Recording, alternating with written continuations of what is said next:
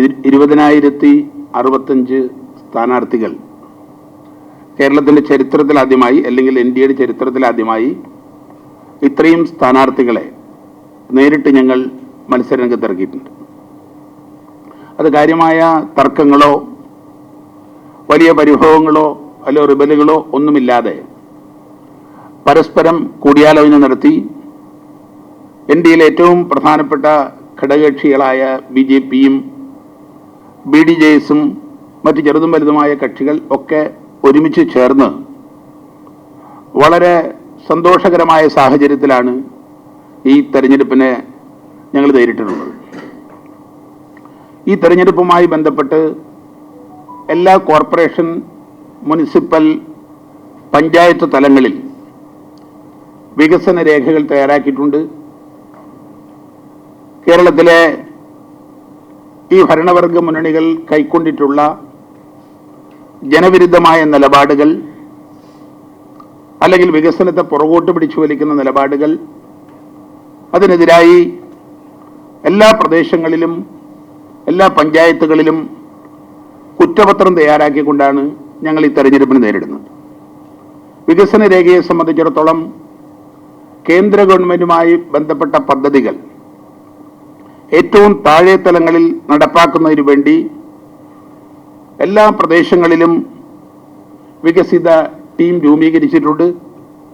ഇപ്പോൾ വാർഡടിസ്ഥാനത്തിൽ വികസിത ടീം ആ നിയോജക മണ്ഡലത്തിലെ, ആ വാർഡുകളിലെ, ആ മുനിസിപ്പാലിറ്റികളിലെ എന്താണോ വികസനം ജനങ്ങൾക്ക് ആവശ്യമുള്ളത് അതിൻ്റെ രേഖകൾ തയ്യാറാക്കിക്കൊണ്ട് 100% പോസിറ്റീവായിട്ടാണ് ഈ തെരഞ്ഞെടുപ്പിനെ നേരിടുന്നത്. രണ്ടാമത്, ഞങ്ങൾ ഈ തെരഞ്ഞെടുപ്പിൽ NDA പ്രധാനമായും ജനങ്ങളോട് അവതരിപ്പിച്ചിട്ടുള്ളത് ശബരിമല വിഷയമാണ്. ശബരിമലയിൽ നടന്നിട്ടുള്ള സ്വർണ്ണക്കൊള്ളയാണെങ്കിലും ശബരിമല പൂങ്കാവനവുമായി ബന്ധപ്പെട്ട് പ്രത്യേകിച്ച് ഈ വൃശ്ചിക മാസം 1-ാം തീയതി ആയിരക്കണക്കിന് ഭക്തന്മാരെ കുടിവെള്ളം കൊടുക്കാതെ, പ്രാഥമികമായ സൗകര്യങ്ങൾ പോലും ഏർപ്പെടുത്താതെ 18 മണിക്കൂറുകളോളം ക്യൂ നിർത്തി നരകിച്ച് ആളുകൾ മുഴുവൻ അവശരായി,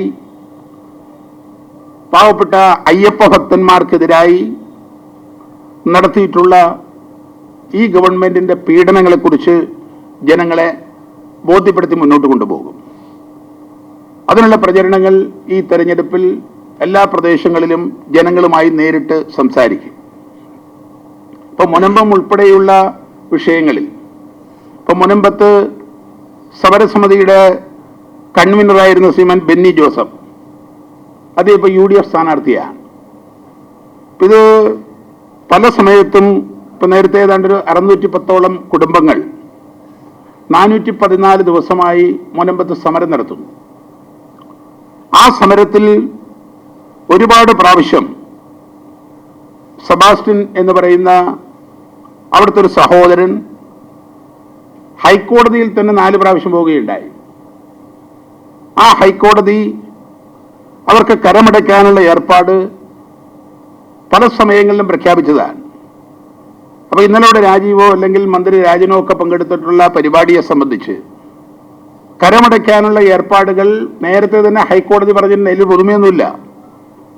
അവിടുത്തെ വിഷയം 610 കുടുംബങ്ങൾ, ആ 610 കുടുംബങ്ങളെ സംബന്ധിച്ചിടത്തോളം വഖഫുമായി ബന്ധപ്പെട്ട വിഷയത്തെ സംബന്ധിച്ചിടത്തോളം ക്ലാരിറ്റി ഉണ്ടാകേണ്ടതായിട്ടുണ്ട്. അതിൽ പരമോന്നതമായ സുപ്രീം കോടതിയുടെ ഇടപെടലുകൾ ഉണ്ടായിട്ടുണ്ട്. വഖഫ് നിയമത്തെ സംബന്ധിച്ച് ഇന്ത്യയുടെ പരമോന്നതമായ പാർലമെന്റിൽ വഖഫ് ഭേദഗതിയെ സംബന്ധിച്ച് ചർച്ചകൾ നടക്കുമ്പോഴും തീരുമാനങ്ങൾ എടുക്കുമ്പോഴും അതിനെതിരായി നിലപാടുകൾ സ്വീകരിച്ചിട്ടുള്ള ആളുകളാണ് കോൺഗ്രസ്, കമ്മ്യൂണിസ്റ്റ് പാർട്ടികൾ.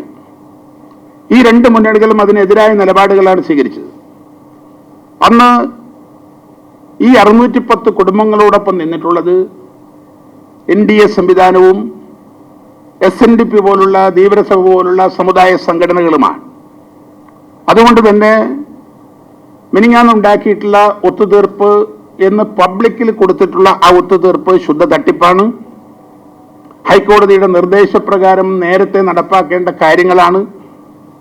അത് ജനങ്ങളെ വളച്ചൊടിക്കുന്നതിന് വേണ്ടി തെരഞ്ഞെടുപ്പ് നടത്തിയിട്ടുള്ള സമയത്ത് നടത്തിയിട്ടുള്ള ഒരു സ്റ്റണ്ടാണ്. അത് ഞങ്ങൾ ജനങ്ങളെ ബോധ്യപ്പെടുത്തും. അപ്പൊ NDA സഖ്യം എല്ലാവരും ഒരുമിച്ച് ചേർന്ന് ഒറ്റക്കെട്ടായി ഈ തെരഞ്ഞെടുപ്പിനെ നേരിടും.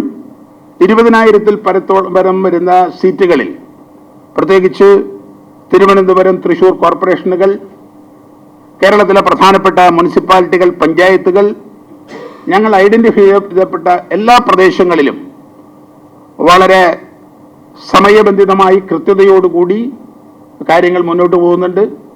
ശ്രീമാൻ രാജീവ് ചന്ദ്രശേഖരന്റെയും തുഷാർ വെള്ളാപ്പള്ളിയുടെയും നേതൃത്വത്തിൽ ഈ തെരഞ്ഞെടുപ്പിൽ ജയിക്കാനുള്ള പരിശ്രമവുമായി ഞങ്ങൾ മുന്നോട്ട് പോകും. ഈ കിഫ്ബി എന്ന് പറയുന്ന സാധനം ഒരു പാരൽ, ഇപ്പൊ ഞാൻ ചോദിക്കട്ടെ, ഒരു ബഡ്ജറ്റ് അവതരിപ്പിക്കുന്നു. ഇപ്പൊ കേരളത്തിൽ ബഡ്ജറ്റ് അവതരിപ്പിക്കുമ്പോൾ പാരലായിട്ട് ഉണ്ടാക്കുന്ന സാധനമാണ് കിഫ്ബി. അവർക്ക് ബോണ്ട് ശേഖരിക്കാൻ എന്താ അവകാശം? പ്രതി ഇന്ത്യയുടെ പുറത്തുപോയി ബോണ്ട് ശേഖരിക്കാൻ വേണ്ടി എന്ത് അവകാശമാണ് അന്നത്തെ ധനകാര്യമന്ത്രിക്കുള്ള? അദ്ദേഹത്തെക്കുറിച്ച് എനിക്ക് വലിയ ബഹുമാനമുള്ള ഒരാളാണ്, കാരണം നല്ല പണ്ഡിതനായ ആളാണ്.